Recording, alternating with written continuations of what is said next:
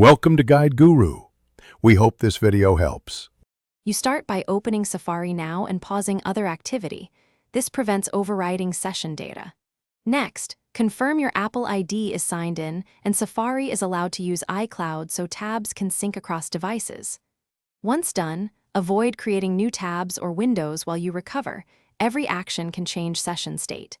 If you're on a Mac, keep the window active. On iPhone, keep Safari foregrounded. These steps set the environment so recovery methods work reliably. You now execute the core recovery actions. On a Mac, press Command-Shift-T repeatedly to reopen closed tabs in order. This reconstructs the sequence one by one. Alternatively, choose History Reopen all windows from last session to restore entire windows at once, useful after a crash.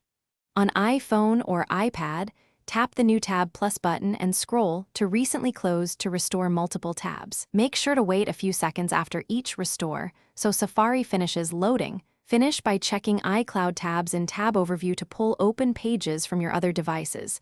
This often finds tabs missing locally. If you still don't see them, sign out of iCloud and sign back in, then relaunch Safari. This forces a fresh sync. Make sure Safari has permission to use iCloud and that private browsing isn't enabled because private tabs won't sync. Troubleshooting tip: if nothing works, reboot the device and then repeat the reopen or iCloud sync steps.